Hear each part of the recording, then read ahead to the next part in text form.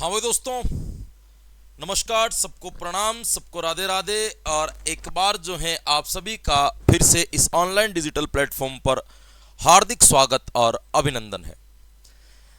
जैसा कि आप सब लोगों को पता है कि हम पढ़ रहे थे थॉर्नडाइक का सिद्धांत, और कल की क्लास में अपन ने यह जानने का प्रयास किया था कि किस प्रकार से थॉर्नडाइक ने अपना एक प्रयोग बिल्ली के ऊपर किया था और कैसे उन्होंने ये चीज बताई थी कि व्यक्ति जब अपने लक्ष्य की ओर अग्रसर होता है तो उस लक्ष्य तक पहुंचने के लिए वो बहुत सी क्रियाएं गलत करता है, लेकिन जैसे जैसे उसके अभ्यास की संख्याएं बढ़ती है वैसे वैसे उसकी गलतियां कम होती जाती हैं और प्राणी बड़ी इजीली तरीके से एक ही क्रिया के द्वारा या सही अनुक्रिया को पकड़ करके अपने लक्ष्य को प्राप्त कर लेता है। ये बात हमने कल तक की क्लास के अंतर्गत कंप्लीट की थी। आज की क्लास में अपन बात करने वाले हैं थॉर्नडाइक के सिद्धांत के अन्य चीजों की, जिसकी जानकारी हमारे पास में होनी चाहिए। सबसे पहले तो आपको ध्यान रखना है कि थॉर्नडाइक ने अपने सिद्धांत का निर्माण करते समय इस चीज के ऊपर बल दिया था। थॉर्नडाइक ने यह बताया था कि आप यदि किसी भी चीज को प्राप्त कर रहे हो अभ्यास के द्वारा या किसी भी चीज के द्वारा आप उसको सीखने की कोशिश कर रहे हो, तो आपको उस अधिगम के लिए कुछ तत्वों की आवश्यकता होती है, कुछ घटक की आवश्यकता होती है, कुछ कारकों की आवश्यकता होती है। तो आपको यह ध्यान रखना कि आपको यह पूछ लिया जाए कि बताओ थॉर्नडाइक के अनुसार सीखने के प्रमुख तत्व कौन कौन से होते हैं, ऐसे कौन कौन से कारक हैं जिनकी हमें जरूरत पड़ती है। तो एक प्रश्न आपसे यह पूछ लिया जा सकता है, तो ध्यान रखना थॉर्नडाइक के अनुसार प्रमुख तत्व, थॉर्नडाइक के अनुसार, थॉर्नडाइक के अनुसार सीखने के तत्व कौन कौन से होते हैं, सीखने के तत्व। यह प्रश्न यदि आपको पूछ लिया जाए तो यहां से भी आप एक बहुत इजी तरीके से इसका आंसर निकाल सकते हो। बहुत नई चीज है, बहुत कम जगह पे यह चीज आपको पढ़ने को मिलती होगी या बहुत ही कम बार जो है आप इस चीज को सीख पाते होंगे। तो आपको इस चीज का क्या रखना है दोस्तों, ध्यान रखना है कि कौन कौन से तत्व थॉर्नडाइक के द्वारा बताए गए हैं। इस चीज का आपको क्या रखना है, ध्यान रखना है। एक तो आपको ध्यान रखना है, इन्होंने सबसे पहले जरूरी चीज जो तत्व बताई है वो बताई है नीड, यानी कि आवश्यकता। किसी भी चीज को सीखने के लिए आपको पहले आवश्यकता को महसूस करना होगा, नीड आपके पास में होनी चाहिए। यह बात अपन पहले कर चुके हैं कि यदि हमारे अंदर आवश्यकता नहीं है तो इसका मतलब यह हो गया कि हमारे अंदर ड्राइव नहीं आएगा। ड्राइव नहीं आएगा तो हमें मोटिवेशन नहीं मिलेगा, मोटिवेशन नहीं मिलेगा तो हम क्रिया करना शुरू नहीं करेंगे, क्रिया करना शुरू नहीं करेंगे तो हम एक लक्ष्य तक पहुंच नहीं पाएंगे या अपने उद्देश्य की प्राप्ति नहीं कर पाएंगे। तो पहले आवश्यकता को जन्म दो कि आप यदि आपको लग रहा है कि कोई भी काम आपसे नहीं हो रहा है या कोई भी काम आप नहीं कर पा रहे हो, आपका बड़ा आलस आ रहा है, आप डिसएक्टिव हो चुके हो, तो हमेशा आपको पहले इस चीज के ऊपर जरूर देना है कि आप जो काम कर रहे हो उस चीज की आपको नीड है या नहीं है। क्योंकि बिना आवश्यकता के मोटिवेशन नहीं मिलता, बिना आवश्यकता के कभी भी हमें ड्राइव की प्राप्ति नहीं होती। तो पहली चीज तो हमें क्या ध्यान रखनी है मेरे दोस्तों, पहली चीज तो आपको ध्यान रखनी है अपने पास में होनी चाहिए आवश्यकता। क्योंकि आवश्यकता से ही आपके अंदर एक चीज जन्म लेती है जिसका नाम है तत्परता। कल ही अपन ने इस चीज को पढ़ा था, तत्परता। तत्परता जो आती है दूसरे नंबर पर इन्होंने बताया है तत्परता, कि हमारे अंदर तत्परता का मतलब एक्टिव हो जाना।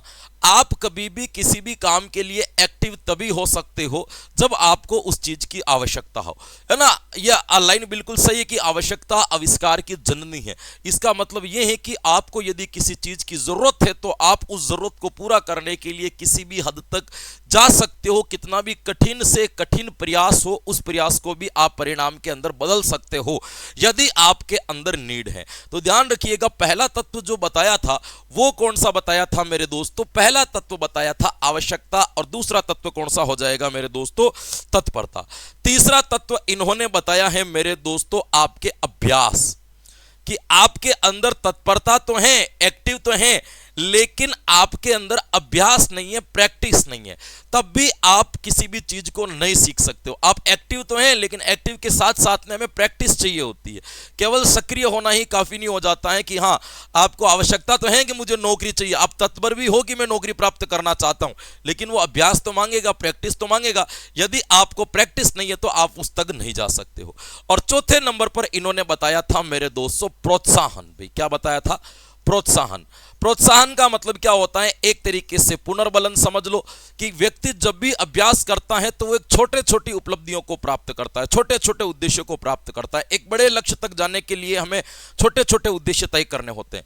आपका बड़ा लक्ष्य है कि आपको नौकरी चाहिए, तो सीधी नौकरी थोड़ी मिलेगी। आप ये मनोविज्ञान की क्लास देख रहे हो और इस क्लास को देख करके आप इस क्लास को सीख जाओगे, इस क्लास को समझ जाओगे, इसका मतलब आपने एक छोटे उद्देश्य की क्या कर ली है मेरे दोस्तों? प्राप्ति कर ली है। तो ये आपको ध्यान रखना है कि छोटे उद्देश्य की प्राप्ति पर उसको मिलना चाहिए प्रोत्साहन, तब वो वापस क्या करेगा, उसको एक जोश मिलेगा, एक नई एनर्जी मिलेगी, वो उस कार्य को दोबारा दोहराने का क्या करेगा? प्रयास करेगा। आप सिंपल सी बात है कि आप किसी भी व्यक्ति से मिलने के लिए जाते हो, पहली मीटिंग करते हो, क्या लगता है कि वो व्यक्ति आपसे दोबारा वापस क्यों मिलेगा? यदि आपको मिलने के बाद यदि उस व्यक्ति को सकारात्मक प्रोत्साहन मिला होगा, मिलकर के उसको अच्छा लगा होगा, है ना, उसको एक अलग ही एनर्जी मिली होगी, अलग ऊर्जा मिली होगी, एक है ना एक अलग ही प्रकार की प्रसन्नता प्राप्त हुई होगी, तो वो व्यक्ति दोबारा आपसे मिलने के लिए क्या रहेगा? तत्पर रहेगा। और यदि हमसे मिलने के बाद उसको अच्छा न लगा, वो है ना उसको किसी भी प्रकार से प्रसन्नता का अनुभव नहीं हुआ, है ना, तो इसका मतलब है कि वो दोबारा व्यक्ति आपसे मिलने के लिए हिचकिचाएगा। तो प्रोत्साहन की भूमिका भी बहुत बड़ी रहती है। एक बच्चे ने प्रश्न का उत्तर दिया, यदि आपने उसको प्रश्न का उत्तर देने पर प्रोत्साहन आपने उसको नहीं दिया, तो क्या संभावना रहती है कि दूसरी बार आप उसको प्रश्न पूछोगे और वो उत्तर दे देगा? तो संभावनाएं कम रहती हैं। लेकिन आप उसको क्या कर देते हो? प्रोत्साहन दे देते हो, तो इसका मतलब दोबारा उसके उत्तर देने की संभावना में वृद्धि हो जाती है। ये आपको क्या रखना है? ध्यान रखना है। तो 4 तत्व बताए हैं मेरे दोस्तों। कितने तत्व बताए हैं? 4 तत्व। आपको पूछ ले कि बताओ थॉर्नडाइक के अनुसार सीखने के कितने तत्व हैं? तो सीखने के 4 तत्व हैं। पहला नीड, आवश्यकता, दूसरा आपके अभ्यास तत्परता, तीसरा आपके अभ्यास, और चौथे नंबर पर क्या हो जाएगा? प्रोत्साहन। कभी पूछ लिया जाए तो आपको ये चीजें ध्यान रखनी है भाई। क्लियर? प्रोत्साहन या इसको अपन क्या कह सकते हैं? प्रभाव का ही अगला रूप है जिसको अपन प्रोत्साहन कह सकते हैं। एक तो चीज आपको यह याद रखनी है। एक थॉर्नडाइक के बारे में और क्या चीज याद रखनी है? अपन नियम के ऊपर चलेंगे। नियम तो मैं बहुत फास्टली आपको पढ़ा दूंगा, एक 10 मिनट नहीं लगेगा नियम आपको समझाने में, क्योंकि आपने यदि एक्सपेरिमेंट को सही समझ लिया है, प्रयोग को सही समझ लिया है, प्रयोग के साथ में आपने आत्मसात कर लिया है, तो ये मान करके चलिए कि आपको नियम सीखने के अंदर समय नहीं लगेगा। बहुत तीव्र गति से आप नियम को आज इजीली तरीके से क्या कर लोगे? सीख जाओगे। अब देखिएगा यहां पे मैं बात करता हूं कि थॉर्नडाइक के सीखने के सोपान या अधिगम के सोपान आप उसको कह सकते हो। सीखना और अधिगम एक ही चीज होती है, तो अपन कह सकते हैं अधिगम के सोपान या चरण। थॉर्नडाइक ने अधिगम के सोपान और चरण कौन कौन से बताए? क्या अधिगम करने की स्टेप होती है, थॉर्नडाइक ने वो स्टेप कौन सी बताई है, वो भी आपको क्या रखनी है? याद रखनी है। बड़ी इंपॉर्टेंट चीज आपके सामने ये हो जाती है। सोपान का मतलब स्टेप, कि आप लर्निंग कर रहे हो तो उसकी स्टेप क्या रहेगी? पहले नंबर पर आपको क्या करना है, दूसरे नंबर पर आपको क्या करना है। तो यहां पे यदि मैं सोपान की बात करूंगा दोस्तों, तो सबसे पहला सोपान आता है मेरे दोस्तों चालक। पहला सोपान कौन सा आ जाएगा? चालक, ड्राइव, या इसको अपन एक और नाम से भी जान सकते हैं अभिप्रेरक। अभिप्रेरक का मतलब होता है जिससे हमें अभिप्रेरणा मिलती हो, जिससे मोटिवेशन मिलता हो, वो हमें क्या कहते हैं? जैसे भूख लगी और हमें क्रिया करना शुरू किया कि हमें भोजन चाहिए, तो हम भोजन के लिए दौड़ना क्यों शुरू किया? भोजन के लिए दौड़ना इसलिए शुरू किया क्योंकि भूख से हमें क्या मिला? मोटिवेशन। तो आपके अंदर मोटिवेशन कौन लेके आया? भूख। तो भूख एक प्रकार का चालक या फिर क्या कहलाएगा? अभिप्रेरक। अभिप्रेरक का मतलब क्या होता है? अभिप्रेरणा देने वाला तत्व जो होता है उसको अपन क्या कहते हैं? अभिप्रेरक। तो सीखने के लिए सबसे पहला चरण होता है थॉर्नडाइक के अनुसार चालक।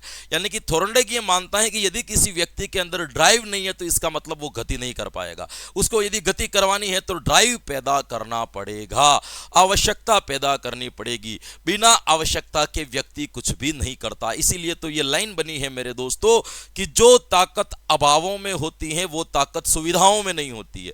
ये लाइन यहीं से तो बनी है, क्योंकि अभाव है इसका मतलब आपको आवश्यकता है, आवश्यकता है मतलब ड्राइव है, और ड्राइव है तो हम कुछ न कुछ कर लेंगे। और यदि हमारे पास में सारी सुविधाएं हैं तो हमारे पास में आवश्यकताएं नहीं है ना, हमें जरूरत नहीं है, और जरूरत नहीं है तो इसका मतलब हमारे अंदर कोई खास प्रकार का ड्राइव डेवलप नहीं हो पाएगा। ये भी आपको ध्यान रखना है। तो एक तो हो गया आपके चालक या अभिप्रेरक की। पहले नंबर पर अपन को क्या चाहिए दोस्तों? दूसरे नंबर पर आता है लक्ष्य या गोल। लक्ष्य या इसको अपन क्या कह सकते हैं? गोल। दूसरे नंबर पर आता है लक्ष्य दोस्तों, कि हमें आपको ध्यान रखना है कि व्यक्ति अपने ड्राइव से सीधा लक्ष्य की ओर बढ़ता है। भूख लगी है वो सीधा भोजन की तरफ बढ़ रहा है, उस बीच प्रोसेस में जो भी आ रहा है, अवरोध आ रहा है, मुसीबतें आ रही है, समाधान कर रहे हैं, वो सब अलग चीज है।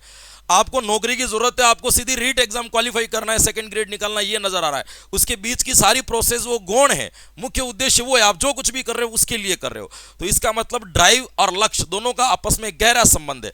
आपको आवश्यकता होगी और उसके बाद में आपको लक्ष्य दिखना चाहिए कि मेरी ये आवश्यकता किस लक्ष्य से पूर्ण हो सकती है, किस लक्ष्य से मैं अपनी आवश्यकताओं को शांत कर सकता हूं, यानी कि अपने चालक को मैं शांत किस लक्ष्य को प्राप्त करके कर सकता हूं। तो ध्यान रखना, चालक को कुछ लोग रीट की नौकरी प्राप्त करके करेंगे, कुछ सेकंड ग्रेड, कुछ फर्स्ट ग्रेड, कुछ आरएस, कुछ पीएसआई, सब अपने आधार पर अलग अलग नौकरी करते हुए अपने लक्ष्य को क्या करेंगे? प्राप्त करेंगे। तो दूसरा ये आपको पूछ ले चरण, तो दूसरे चरण पर इन्होंने क्या बताया मेरे दोस्तों? लक्ष्य। तीसरे नंबर पर बताई दोस्तों बाधाएं या अवरोध। बाधाएं या अवरोध। अवरोध कौन से अवरोध? लक्ष्य प्राप्ति में आने वाले अवरोध। लक्ष्य प्राप्ति में आने वाले अवरोध, यानी कि आपको ध्यान रखना है कि व्यक्ति के अंदर जब ड्राइव जगता है और व्यक्ति सीधा किसकी ओर जाता है? लक्ष्य की ओर। तो जब वो लक्ष्य की ओर बढ़ता है तो उसके सामने बहुत सारे क्या आते हैं दोस्तों? अवरोध आते हैं, बहुत सारी समस्याएं आती है। उन समस्याओं से भी उसको क्या करना पड़ता है? लड़ना पड़ता है, बहुत सारी नुक्रियाएं करनी पड़ती है, तब जाकर के वो अवरोध अपनी दिशा से अपने ब्रेकर को वहां से क्या करते हैं दोस्तों? हटाते हैं। फिर आपको ध्यान रखने हैं गलत या सही प्रयत्न। चौथे नंबर पर क्या होगा? गलत व सही प्रयत्न, या इसको अपन उल्टा सीधा भी कह सकते हैं। बहुत जगह पे ये भी लिखा होता है उल्टे सीधे प्रयत्न। उल्टे सीधे प्रयत्न यानी व्यक्ति क्या करता है कि अपने उन अवरोधों को दूर करने के लिए कई प्रकार का प्रयास करता है। कोई उल्टे सीधे, जैसे कैसे भी हो, हमें तो बस कुल मिला के वो चीज प्राप्त हो जाए। जो उल्टे सीधे प्रयास करते हैं वो क्या कहलाते हैं मेरे दोस्तों? अवरोध। अवरोधों को दूर करने के लिए प्रयास करते हैं। इसमें भरपूर गलतियां छुपी होती है, भरपूर त्रुटियां छुपी होती है, क्योंकि यदि आपको पहले ही सही अनुक्रिया पता होती तो आप सही वो अनुक्रिया कर क्यों नहीं लेते भाई? है ना, पहले से ही आपको ये पता हो। मैंने एक मूवी देख रहा था, मुझे नहीं पता कि कौन सी मूवी थी, लेकिन उसके अंदर बड़ा लाइन था कि वो हीरो जो है हीरोइन को बार बार जो है उसको जो भी चीजें चाहिए उसको ला करके दे रहा है, आगे लागे उनकी प्रशंसा वगैरह कर रहा है। तो वो हीरोइन जो है उस एक्टर को कहती है कि मुझे फ्लर्ट कर रहे हो। तो हीरो का बड़ा प्यारा लाइन था कि मुझे पता होता है कि तुम कैसे फ्लर्ट होती हो तो कर नहीं देता। तो इसका मतलब क्या है कि वो जो अनुक्रियाएं कर रहा है वो कितनी गलत कर रहा है। यदि उसको ये पता होता कि वास्तविकता में कैसे इसको फ्लर्ट करना है तो वास्तविकता में वो सही अनुक्रिया करके उसको फ्लर्ट कर देता।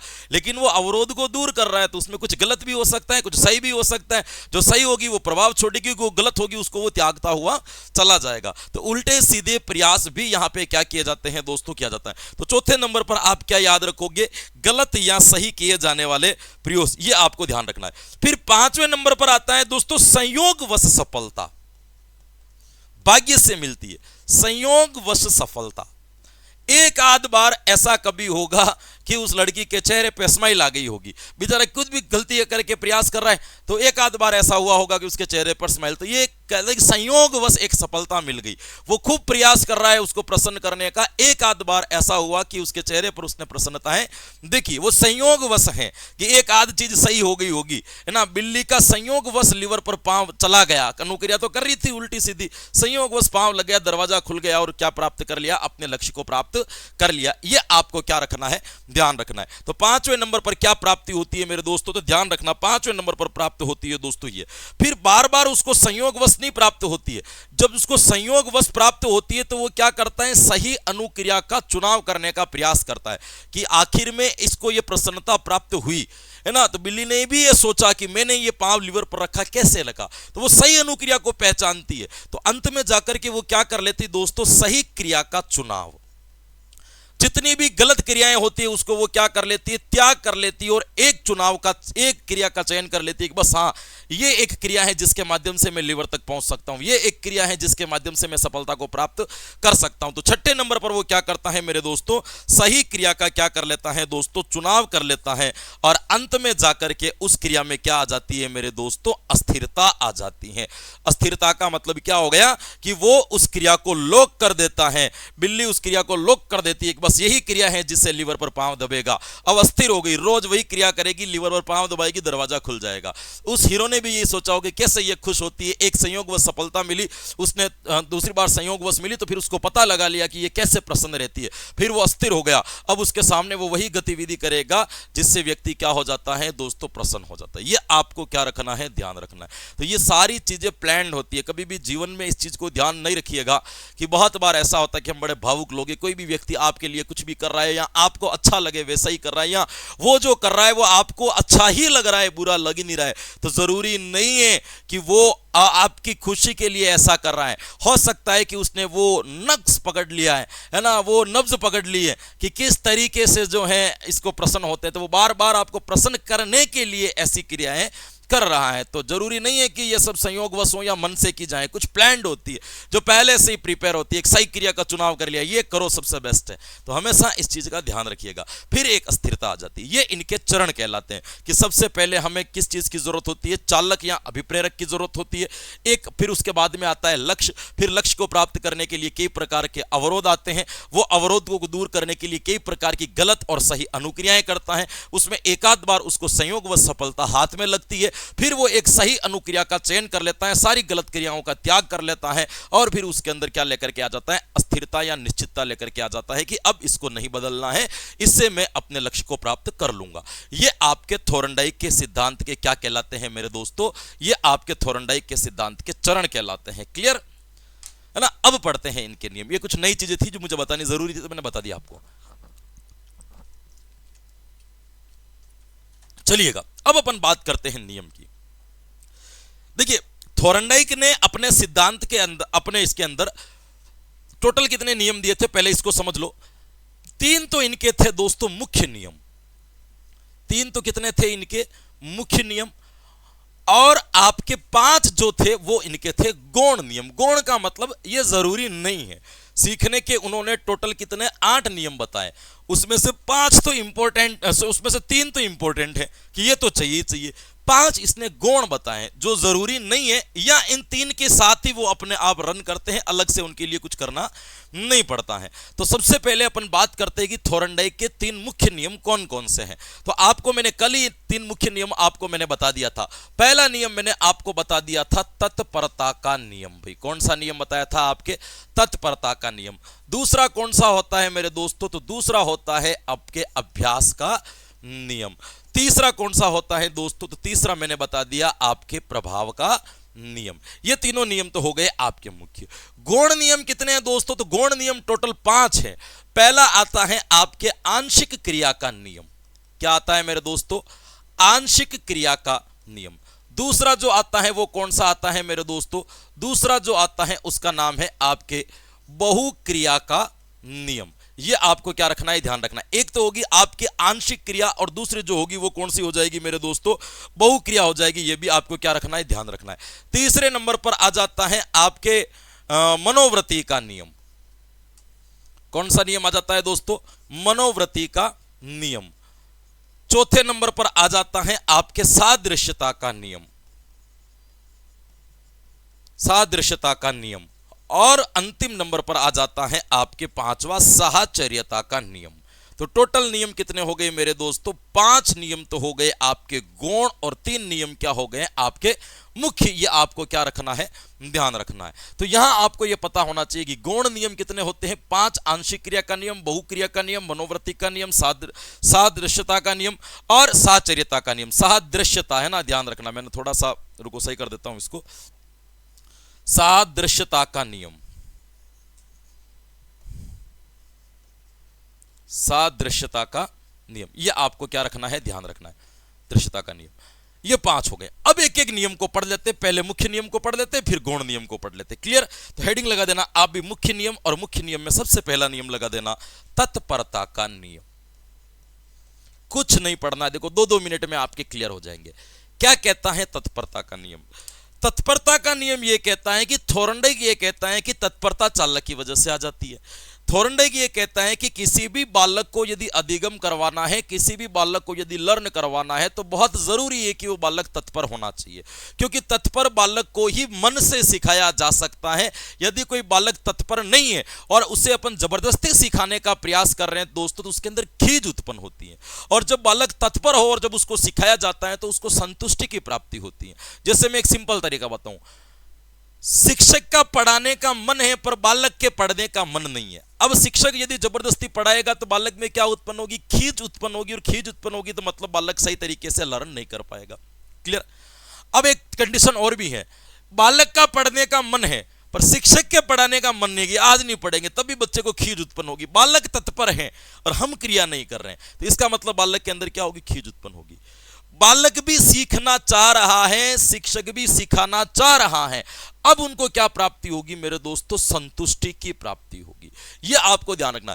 खींच और संतुष्टि में इतना फर्क है कि जब आप तत्पर हो और कोई काम कराया जाए तो आपको संतुष्टि की प्राप्ति होगी, और यदि आप तत्पर नहीं और आपको काम कराया जाए तो खींच की प्राप्ति होगी। जैसे अपन घर के अंदर बैठे रहते हैं, ऐसे ही घर के अंदर बैठे बैठे, स्पेशली लड़कों की बात कर रहा हूं, लड़कियों की नहीं कर रहा हूं दोस्तों, वो तो उनको वैसे भी किचन टाइप के या घर वगैरह के जो भी काम होते हैं उनको करना बेहतरीन लगता है, लेकिन फिर भी मैं इनकी बात कर रहा हूं कि आप सामान्य तौर पर लड़कों को देखिए, यदि घर में बैठे और माताजी पिताजी उनको बोरी दोपहरी में कह दे वहां जाकर के सब्जी लेकर के आना, जनरली दिनों के अंदर उनको खीज उत्पन्न होगी, क्योंकि वो कार्य करने के लिए रेडी नहीं है। लेकिन घर के अंदर कोई प्रोग्राम है, शादी है, ब्याह है, फंक्शन है, उस वक्त पिताजी कह देते हैं वहां मार्केट से जाके ये चीज लेकर, तुरंत बाइक लेकर के जाएगा, भाग करके उस चीज को लेकर के आ जाएगा, क्योंकि इस वक्त व्यक्ति काम करने के लिए तत्पर है। तो जब व्यक्ति, आप सिंपल चीज को ऐसे बताओ, किसी भी बच्चे को जबरदस्ती पकड़ करके आप क्लास में बिठा सकते हो, उसको जबरदस्ती सिखा नहीं सकते, क्योंकि सीखेगा तो तभी जब बालक क्या होगा, तत्पर होगा। आपने ये घसीटा पसीटा उदाहरण लगभग सारे लोग देते हैं, तो मैं भी आपको बता, आपने ये उदाहरण पहले बहुत पहले एक बार एग्जाम में पूछ लिया था, तो यही चलता आ रहा है, क्योंकि उदाहरण देने के लिए थोड़ा सा चिंतन करना पड़ता है, मनन करना पड़ता है, उदाहरण गढ़ने पड़ते हैं। मैं आपको जो नए नए एग्जाम्पल्स देता हूं, उदाहरणों को गढ़ना पड़ता है, तो अपने आप कहीं से मिलते नहीं। तो एक उदाहरण बड़ा पॉपुलर चल रहा है कि घोड़े को जबरदस्ती पकड़ करके सरोवर के पास ले जाया जा सकता है, लेकिन उसको पानी नहीं पिलाया जा सकता। पानी तो वो तभी पिएगा जब उसको प्यास लगेगी, प्यास लगेगी तो ड्राइव आएगा, और ड्राइव आएगा तत्परता आएगी, तत्परता आएगा तो व्यक्ति अपने आप काम कर लेगा। तो ध्यान रखना है कि तत्परता से जब व्यक्ति तत्पर होता है तो उसको संतुष्टि की प्राप्ति होती है, इसीलिए बालक सबसे तीव्र गति से क्या कर लेता है, सीख लेता है। अब बताओ कि तत्परता के नियम में क्या लाइन लिखाऊं मैं आपको? कोई लाइन लिखने जैसी है कुछ भी नहीं है, बहुत सिंपल सी लाइन में आपको लिखवा देता हूं। तत्पर होने पर सिखाना, और दूसरा है आपके तत्पर नहीं होने पर सिखाना। नहीं होने पर सिखाना, दोनों चीजें मैंने यहां पे आपके क्या कर दी, ऐड कर दी, कि एक तो बालक तत्पर है तब उसको सिखाओ, और एक बालक तत्पर नहीं है तब उसको सिखाओ। जब बालक तत्पर है और उसको सिखाया जा रहा है तो बताओ उसको किसकी प्राप्ति होगी, संतुष्टि की प्राप्ति होगी, तो अधिगम क्या होगा, अच्छा होगा। बालक तत्पर नहीं है और इसको सिखा रहे तो उसके अंदर क्या उत्पन्न होगी, खीज उत्पन्न होगी, और खीज उत्पन्न होगी मतलब अधिगम नहीं होगा। अधिगम तभी होगा जब बालक क्या हो, तत्पर हो जाए। तो आपको पहले बालक के अंदर चालक उत्पन्न करना है, आपको बालक को पहले तत्पर करना है यदि सिखाना है तो। पहला नियम नियम तो आपके ये हो गए, कुछ भी याद नहीं रखना। इसके शैक्षिक निहितार्थ क्या है?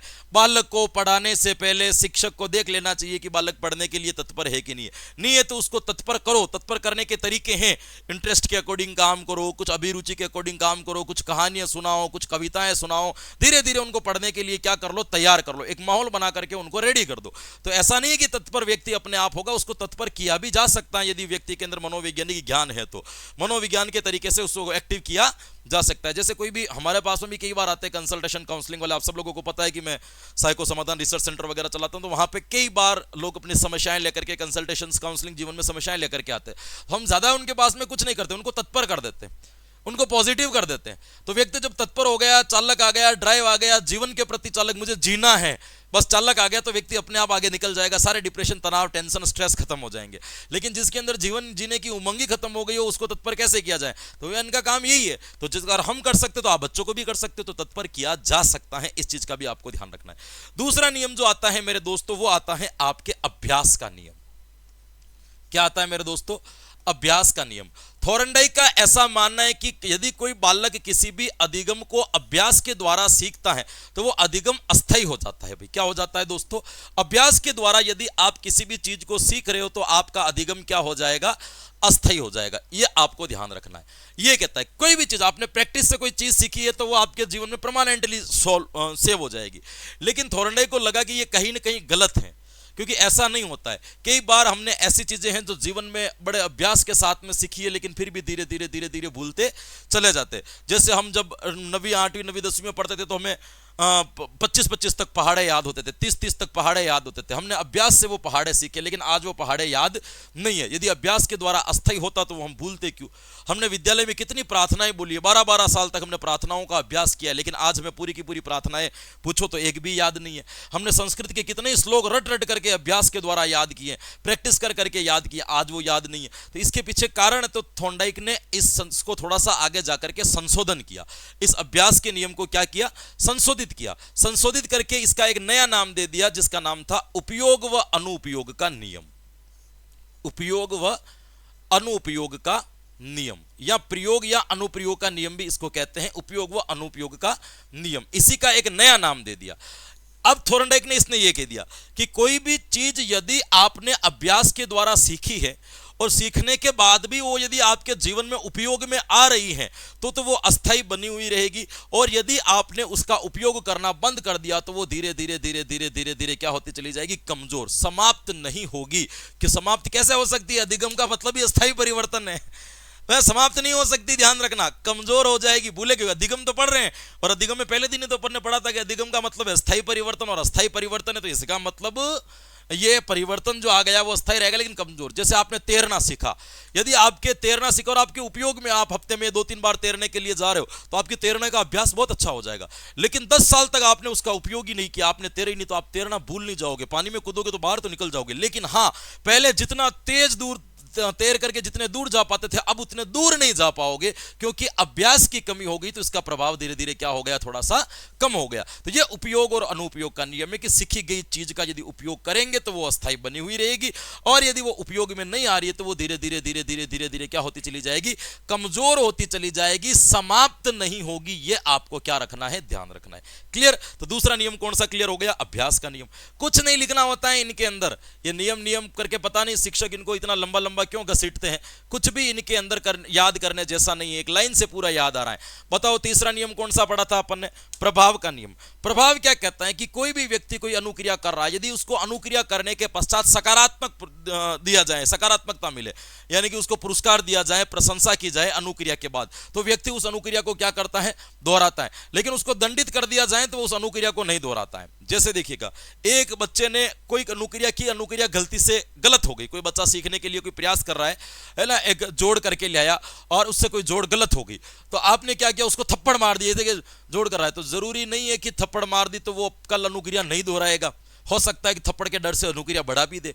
लेकिन इनका ऐसा यह मानना था प्रभाव के नियम में कि यदि आप उसको सकारात्मक प्रभाव देते हो, पुरस्कार देते हो, प्रशंसाएं करते हो, इज्जत देते हो, तो वो अनुक्रिया दोहराता है, और दंड देते हो तो वो अनुक्रिया नहीं दोहराएगा। पहले इसने ये कहा था, लेकिन फिर थोर्नडाइक को भी आगे जाकर के समझ में आया, तो इसने इसके अंदर संशोधन कर दिया। संशोधन करते हुए इसने बताया कि ये बात तो बिल्कुल सही है कि यदि बालक को अनुक्रिया करने के पश्चात उसको सकारात्मक प्रभाव दिया जाएगा तो वो अनुक्रिया को दोहराएगा, लेकिन ये कोई जरूरी नहीं है कि नकारात्मक प्रभाव देने पर वो अनुक्रिया करना बंद कर दे, ऐसा जरूरी नहीं है। वो उसकी मनोवृत्ति के ऊपर निर्भर करेगा कि उसने उस दंड को किस रूप में लिया है, पॉजिटिव लिया है या नेगेटिव लिया है। हो सकता है क्रिया बढ़ा भी दे और हो सकता है क्रिया घटा भी दे। तो प्रभाव का नियम पहले तो क्या कहता है दोस्तों, तो प्रभाव के नियम में आप 2 लाइनें याद रखने के लिए लिख सकते हो। प्रभाव का नियम पहले क्या कहता है, पहले यह कहता है सकारात्मक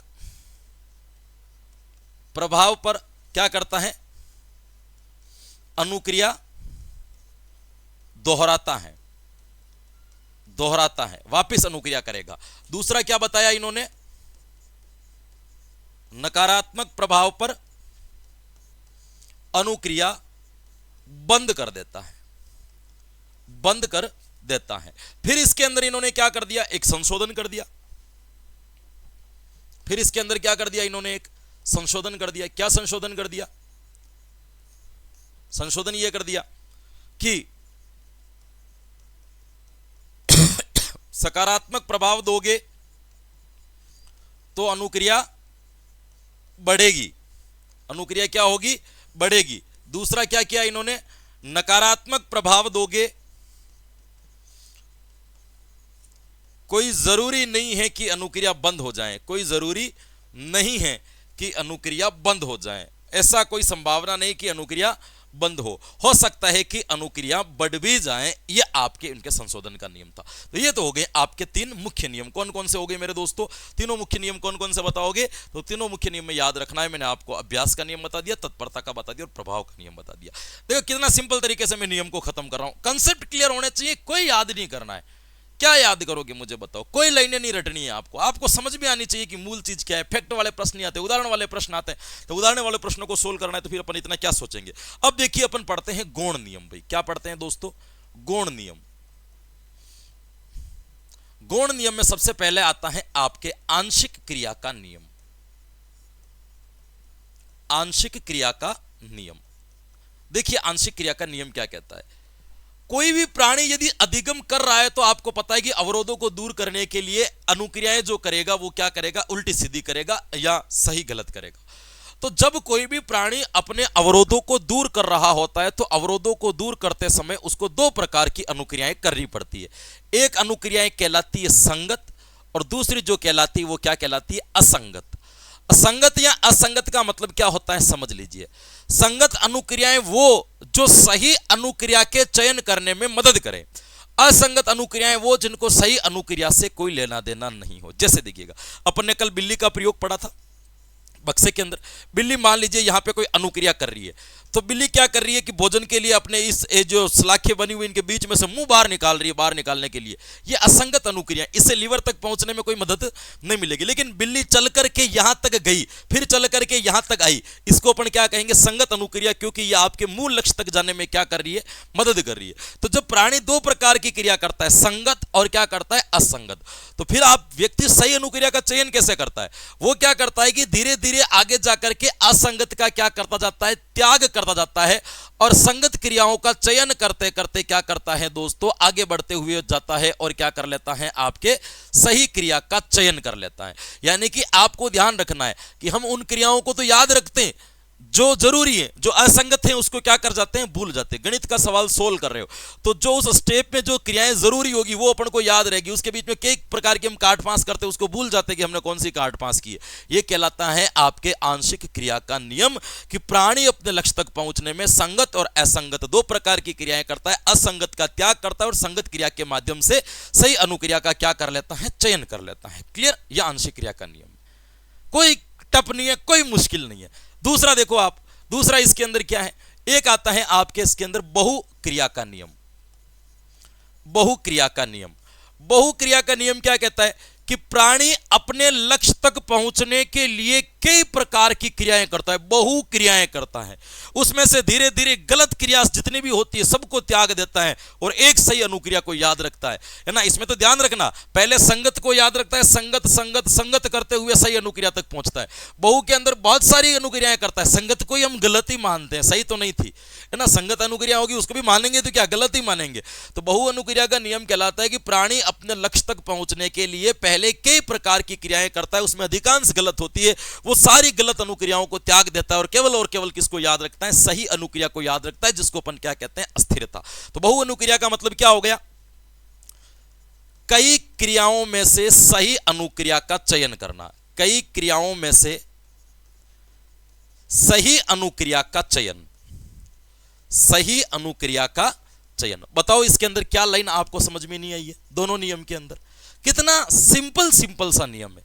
देखो तीसरा नियम क्या दिया इन्होंने, कुछ नहीं है, कुछ मैं कह रहा हूं कि मनोविज्ञान से इजी सब्जेक्ट तो इस दुनिया में कोई है ही नहीं, बस पता नहीं कैसे भय बैठ गए लोगों के अंदर कि ये उनको टप लगने लगी।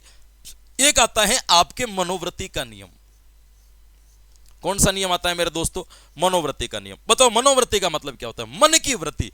भाई आदमी को या व्यक्ति को जिसको भी आप अधिगम करवा रहे हो, जिसको भी आप सिखा रहे हो, पहले उसका सीखने का मन तो होना चाहिए।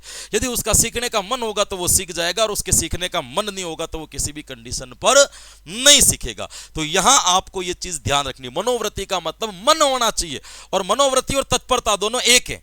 मनोवृत्ति है तो तत्परता है, तत्परता है तो मनोवृत्ति है। ये एक प्रकार से तत्परता का ही उपनियम है जिसको अपन कहते हैं मनोवृत्ति। मन की वृत्ति, मन की इच्छा, इसको कहते हैं मनोवृत्ति। तो थोंडाई कहता है कि सीखने से वक्त पहले बालक की मनोवृत्ति को भी देखना चाहिए कि उसका मन है कि नहीं है ये काम करने का। मन नहीं और जबरदस्ती कराओगे तो खीज उत्पन्न होगी, संतुष्टि की प्राप्ति नहीं होगी, और संतुष्टि की प्राप्ति नहीं होगी तो व्यक्ति सीखेगा नहीं। इसको कहते हैं मनोवृत्ति का नियम। क्या लिखे, मन की इच्छा, है ना। मनोवृत्ति होगी तो सीखेगा, मनोवृत्ति नहीं होगी तो नहीं सीखेगा। कुछ भी लिखने जैसा नहीं है इस नियम के अंदर, एक भी लाइन, एक सिंगल वाक्य के अंदर ये चीज हमें पूरी की पूरी समझ में आ रही है। अब देखिएगा दो नियम आपके और बचते हैं। एक का नाम है आपके सादृश्यता का नियम। ये कुछ चीजें आपको समझनी है। सादृश्यता का नियम, सादृश्यता का नियम क्या कहता है समझिए। सादृश्यता का नियम कहता है कि व्यक्ति जब अधिगम करता है तो हमेशा एक नए अधिगम के लिए अपने पूर्व अनुभवों का प्रयोग करता है। उसके पास में कुछ प्रीवियस नॉलेज है। आप किसी भी नई चीज को सीख रहे हो तो नई चीज को सीखने के लिए आपके जो पुराना एक्सपीरियंस है, आपका पास में जो पुराना ज्ञान है, आप उस पुराने ज्ञान का क्या करते हो, प्रयोग करते हो उस नए ज्ञान को सीखने के लिए। तो हमें इस चीज का पहले पता होना चाहिए कि यदि आप नए ज्ञान का प्रयोग कर रहे हो तो कभी कभी क्या होता है कि आपका पुराना जो ज्ञान है वो नए ज्ञान को सीखने में मदद करता है, और कभी कभी क्या होता है कि आपका पुराना ज्ञान जो है आपके नए ज्ञान को सीखने में बाधा उत्पन्न करता है। कभी कभी क्या होता है कि आपका पुराना ज्ञान न तो नए ज्ञान को सीखने में मदद कर रहा है और नए आपके नए ज्ञान के सीखने में बाधा उत्पन्न कर रहा है। जैसे देखिएगा, यानी कि सादृश्यता का मतलब क्या होता है, तो मैं आपको लिखवा देता हूं दोस्तों। पूर्व ज्ञान का नए अधिगम पर पड़ने वाला प्रभाव, नए अधिगम पर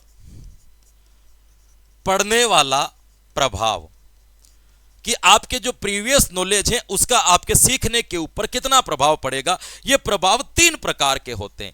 एक प्रभाव तो कहलाता है आपका सकारात्मक, एक प्रभाव कहलाता है आपका नकारात्मक, और एक आपके प्रभाव कहलाता है शून्य।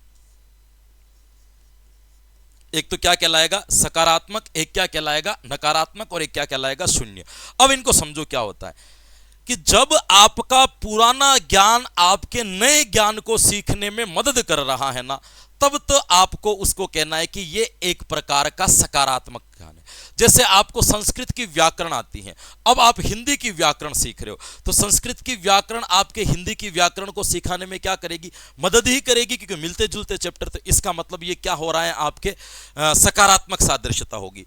मान लीजिए आपको साइकिल चलाना आता है, अब आप मोटरसाइकिल चलाना सीख रहे हो, तो बताओ साइकिल चलाना आता है, मोटरसाइकिल चलाना सीख रहे हो, तो आपका पुराना ज्ञान नए ज्ञान में क्या करेगा, मदद ही करेगा। ये कहलाता है सकारात्मक, जब पूर्व ज्ञान नए ज्ञान को सीखने में मदद करे। एक होता है नकारात्मक। नकारात्मकता के अंतर्गत क्या होता है मेरे दोस्तों, कि अपना पुराना जो ज्ञान है वो नए ज्ञान को सीखने में बाधा उत्पन्न करता है। जैसे मान लीजिए कि किसी व्यक्ति ने भारत के अंदर 4 व्हीलर कार चलाना सीखा, अब वो मान लीजिए कि किसी पश्चिमी देशों में जाकर के कार चला रहा है तो उसको बड़ी दिक्कत होती है। कैसे दिक्कत होती है कि हमारा स्टीयरिंग इस तरफ होता है, उनका स्टीयरिंग जो होता है वो इस तरफ होता है, हम गियर जो है लेफ्ट हैंड से डालते हैं, वो गियर जो है अपना राइट हैंड से डालते हैं, है ना। यहाँ अपने यहाँ पे जो रेस होती है वो अपने राइट वाले पांव से दबती है, उन देशों में जाओगे तो रेस जो होगी वो अपने लेफ्ट वाले पांव से दबेगी। तो अपना पुराना ज्ञान जो यहाँ का ज्ञान है वो वहां क्या कर रहा है, दिक्कत कर रहा है कि इसके इस गियर से हाथ डालने की आदत है, अब बार बार वो हाथ गियर की तरफ जा ही नहीं रहा है ना। उसको इस तरफ के आंच में देखने की आदत है, अब उसमें देखने में उसको क्या हो रही है, समस्याएं हो रही है। तो यानी कि आपका जो प्रीवियस नॉलेज है वो नए ज्ञान को सीखने में क्या कर रहा है, ब्रेकर बना रहा है, कहीं ना कहीं बाधा उत्पन्न कर रहा है। तो इसको अपन क्या कहेंगे दोस्तों, इसको अपन कहेंगे नकारात्मकता। क्या कहेंगे दोस्तों, नकारात्मकता। ये आपको क्या रखना है दोस्तों, ध्यान नहीं है ना। यहाँ पे अपन लोग मान लीजिए किसी ड्राइवर ने गाड़ी चलाना सीखा, है ना, भारत के अंदर किसी ड्राइवर ने गाड़ी चलाना सीखा, विदेश में जाकर के गाड़ी चला रहा है। अब अपना सिस्टम और उनका सिस्टम पूरा उल्टा होता है। हमारे अधिकांश ड्राइवर जो होते हैं गुटके खाते हैं, तो आपको पता होगा जब गुटके खाते तो वो क्या करते हैं, गुटके थूकने के लिए पूरी खिड़की को खोलते और थूक करके वापस उसको क्या कर देते हैं, बंद कर देते हैं। अब उनका पुराना ज्ञान है कि इस तरफ थूकना है। अब अमेरिका में जाकर के गाड़ी चला रहे हैं और थूकने की आदत तो इस तरफ पड़ी हुई है, तो वो वैसे जाकर के इस तरफ थूकेंगे तो पास जो बैठा होगा उसका मुंह भर जाएगा। मतलब नए ज्ञान में क्या हो रही है, दिक्कत हो रही है। तो ये समस्याएं आती है।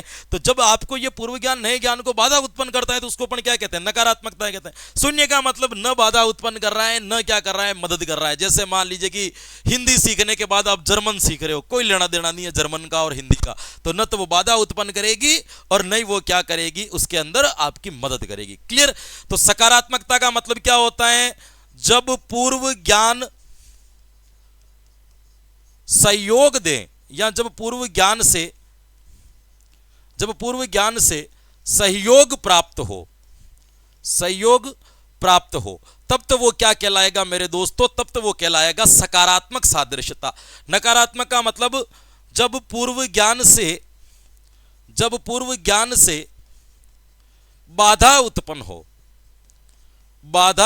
हो तब वो क्या कहलाएगा, आपका नकारात्मक। शून्य का मतलब क्या होगा, तटस्थ, कि न तो बाधा उत्पन्न करेगा और नहीं वो क्या करेगा, सहयोग। ये तीनों आपके अधिगम के स्थानांतरण भी कहलाते हैं। और थोरंडाई के द्वारा अधिगम के स्थानांतरण कितने बताए गए हैं, तो थोरंडाई के द्वारा अधिगम के स्थानांतरण 3 बताए गए हैं। ये भी आप इसके साथ में ध्यान रख सकते हो। सकारात्मक, नकारात्मक और शून्य किसने बताए थे, थोरंडाइक ने बताए थे। ये थोरंडाई का स्थानांतरण का सिद्धांत भी कहलाता है। ये भी आप इसके संदर्भ में याद रख सकते हो। क्लियर। अंतिम नियम बचता है आपके साहचर्यता। यदि मुझे अभी भी यह साहचर्यता पढ़ाना पड़े तो मैं ये मानूंगा कि इससे बड़ा दुर्भाग्य अपना और कुछ नहीं हो सकता कि यदि मुझे साहचर्यता का नियम भी पढ़ाना पड़े। बताओ मैंने साहचर्यता आपको समझाया है कि नहीं समझाया है, सामान्यकरण आपको समझाया है कि नहीं समझाया है, कि एक उद्दीपक के प्रति अपन कोई क्रिया सीख लेते हैं तो उसके मिलते जुलते उद्दीपकों के साथ में भी वैसी ही क्रियाएं करने लगते हैं। यदि बिल्ली को किसी दूसरे बक्से के अंदर भी पैक कर लिया जाएगा तो बिल्ली तुरंत उसको पता होगा तो वो उसी कोने में जाकर के लीवर को ढूंढ लेगी, क्योंकि मिलते जुलते उद्दीपक है तो एक जैसी अनुक्रिया वहां पे वो प्राणी कर लेता है। इसको अपन साहचर्यता कहते हैं, इसी को अपन सामान्यीकरण कहते हैं। ये चीज अपन ने पहले पढ़ रखी है तो इसके अंदर अपन ज्यादा दिमाग खपाएंगे नहीं। तो बताओ आपको नियम याद करने में कितना का जोर आया। 5 नियम थे और ऐसे याद कर दे। ध्यान रखना ये 8 अधिगम के प्रकार भी कहलाते हैं। आपको पूछ ले कि बताओ थोरंडाइक के अनुसार अधिगम के प्रकार कितने होते हैं, 8। कौन कौन से होते हैं, 3 आपके गौण, 5 आपके मुख्य, दोनों मिला दो 8। ये आपके थोरंडाइक के अनुसार अधिगम के प्रकार हो जाएंगे। क्लियर। रिवीजन कर लेते हैं एक बार। आज की क्लास में पहले पढ़ा अपन ने सीखने के तत्व 4 होते हैं, आवश्यकता, तत्परता, अभ्यास और प्रोत्साहन। उसके बाद में अपन ने पढ़ा इनके सोपान, पहला चालक, लक्ष्य, अवरोध, गलत व सही प्रयत्न, संयोग व सफलता, सही क्रिया का चुनाव और अस्थिरता। उसके बाद में अपन ने पढ़े थे नियम, जिसमें मैंने 3 मुख्य नियम बताए, 5 आपको गौण बताए। मुख्य में सबसे पहले अपन ने पढ़ा था वो कौन सा पढ़ा था, तत्परता का नियम, कि बालक यदि तत्पर है और उसको सिखाएंगे तो संतुष्टि प्राप्त होगी, तत्पर नहीं और उसको सिखाया जाएगा तो खींच की प्राप्ति होगी, है ना। फिर अपन ने पढ़ा अभ्यास का नियम। थोरंडाई कहता है कि अभ्यास के द्वारा सीखी गई चीज अस्थायी होती है, लेकिन आगे जाकर के उसने बदल दिया कि उपयोग में रहेगी तो वो अस्थायी बनी हुई रहेगी और उपयोग में नहीं रहेगी तो धीरे धीरे उसका प्रभाव कम होता चला जाएगा। फिर पढ़ा प्रभाव का नियम, कि आप पहले तो इसने ये कहा था कि सकारात्मक प्रभाव दोगे तो ही अनुक्रिया दोहराएगा, नकारात्मक दोगे तो अनुक्रिया नहीं दोहराएगा। फिर उसने संशोधन कर लिया और कहा कि सकारात्मक से तो दोहराएगा, पर ये जरूरी नहीं है कि नकारात्मक देने पर अनुक्रिया बंद कर दे, हो सकता है कि वो अनुक्रिया को दोहरा भी दे, है ना। उसके बाद अपन ने क्या पढ़े थे, इनके गौण नियम। गौण नियम में सबसे पहले पढ़ा था आंशिक क्रिया का नियम, जिसमें मैंने बताया कि प्राणी संगत क्रियाओं के माध्यम से आगे बढ़ता है, असंगत क्रियाओं को त्याग देता है। फिर पढ़ा बहुक्रिया का नियम। बहुक्रिया कहती है कि प्राणी सीखते हैं कि समय बहुत सारी गलतियां मनोवृत्तियां करता है, बहुत सारी क्रियाएं करता है, जिसमें सारी गलत क्रियाओं का त्याग करके एक सही क्रिया के माध्यम से लक्ष्य तक जो है वो पहुंच जाता है। फिर पढ़ा था मनोवृत्ति का नियम कि सीखने में मनोवृत्ति बहुत महत्वपूर्ण होती है। यदि बालक की मनोवृत्ति सीखने के प्रति नहीं है तो उसको सिखाना मुश्किल होगा, वो अधिगम नहीं कर पाएगा। फिर अपन ने पढ़ा सादृश्यता का नियम। सादृश्यता का नियम क्या कहता है कि हमारा जो पूर्व का सिखा गया ज्ञान है वो हमारे नवे ज्ञान को किस प्रकार से प्रभावित करता है। यदि वो मदद करेगा तो सकारात्मक कहलाएंगे, मदद अवरोध पैदा करेगा तो नकारात्मक कहलाएगा, कुछ नहीं करेगा तो वो शून्य कहलाएंगे। ये तीनों आपके अधिगम के स्थानांतरण भी कहलाते हैं। थोरनडाई के अनुसार जो आपको क्या रखना है यहाँ पे याद रखना है, या थोरनडाई का स्थानांतरण का सिद्धांत पूछ ले तो ये तीन चीजें इसमें आपको क्या रखनी है, याद रखनी है। फिर मैंने पढ़ाया साचर्यता का नियम, जिसको पढ़ने की जरूरत थी नहीं क्योंकि अपन ने पावलोव और स्किनर के अंदर साचर्यता को बहुत अच्छी तरीके से समझ लिया था। वही साचर्यता आपको यहाँ पे पढ़नी पड़ेगी। फिर आपको कभी पूछ ले कि बताओ थोरनडाई के अनुसार अधिगम के प्रकार कितने होते थे। थोरनडाई के अनुसार अधिगम के 8 प्रकार होते हैं। इसी के साथ में आपका अधिगम कंप्लीट। कोई मुसीबत नहीं, कोई समस्या नहीं, सरल और सटीक तरीके से हमने इस सिद्धांत को भी क्या कर लिया, कंप्लीट कर लिया। तो आशा करता हूं कि आज की क्लास में जो कुछ भी पढ़ा, सीखा, जाना, समझा, याद किया वो आपके आने वाली प्रतियोगी परीक्षाओं के लिए बड़ा लाभकारी या हितकारी सिद्ध होगा, ऐसी मैं आशा करता हूं, ऐसा मुझे विश्वास है। तो बिल्कुल हंसते रहे, मुस्कुराते रहे, प्रसन्नचित रहे, आनंद में रहे, मजे लेते रहे, साथ साथ में अपनी तैयारी को भी जोरों और शोरों से जारी रखें। कल फिर मिलेंगे कुछ नए कंटेंट के साथ में, तब तक के लिए मुझे दीजिए आज्ञा। Thank you so much. Radhe Radhe and जय हिंद।